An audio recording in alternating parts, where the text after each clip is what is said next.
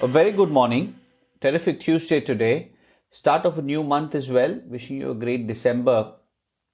We'll talk about three things. Best month since 1987. OPEC Plus meeting pushed back to 3rd of December and an FX roundup. The red hot market took a breather on Monday, but that comes against the backdrop of one of the most bullish months in decades for blue chip stocks.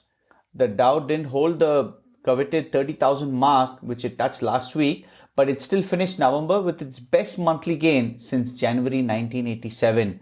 On Monday, the average slid about 271 points to 29,638. Meanwhile, the noise around the market continued to be supportive for further gains, led by news that Moderna is seeking a speedy approval for its COVID-19 vaccine. Two hotly anticipated tech IPOs for Airbnb and DoorDash now seem to be on track for aggressive pricings, and Bitcoin reversed a recent slide and hit an all-time high on Monday. The broad S&P 500 index dipped just 0.5% and the tech-heavy Nasdaq was also fractionally lower. Treasuries were barely changed, the 10-year yields were up 1 basis point, gold retreated, and Asian equity futures are mixed.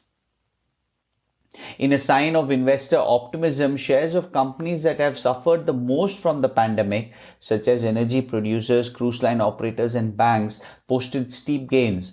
Chevron has rallied 25% in November, posting its biggest monthly gain since 1980. Shares of small US-focused companies also outperformed the broader market. The Russell 2000 index advanced 18% in November, scoring its best ever monthly gain. Meantime, yesterday shares of drug maker Moderna jumped about 20% after saying that it would ask the US and European health regulators to authorize use of the company's COVID-19 vaccine. IHS market rose about 7.4% after the data provider said it would combine with S&P Global in a deal that values IHS market at $44 billion, including the debt. The all-stock deal is the largest of the year. Nikola took a beating after GM scaled down the terms of their tie-up.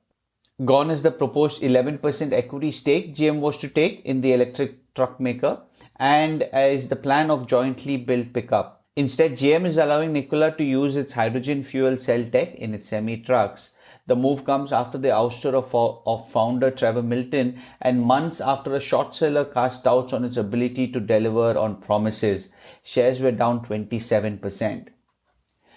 Zoom Video boosted its full-year revenue forecast, topping consensus. Guidance for fourth quarter sales and profit also blew past estimates. The company said strong demand led to revenue growth of 367% year over year.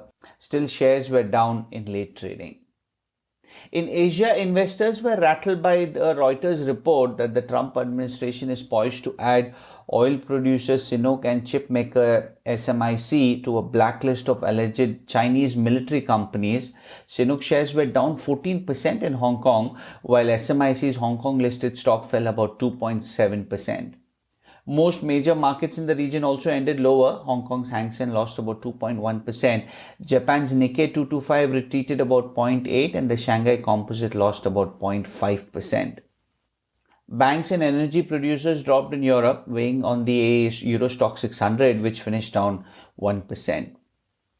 Oil's rally about $45 a barrel hit the brakes after OPEC talks ended without a clear stance on whether to delay an output increase in January. OPEC Plus rescheduled to December 3rd, a meeting originally planned for today, which is the 1st of December, as further consultations are needed, according to a letter that was seen by Bloomberg. The discussions on Monday ended without an agreement on delaying next year's oil output hike, and ministers had agreed to keep talking.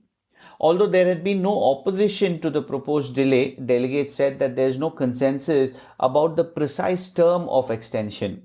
Saudi energy minister signaled his dissatisfaction with the situation by telling others that he may resign as co-chair of the committee that oversees the deal. Crude futures were lower.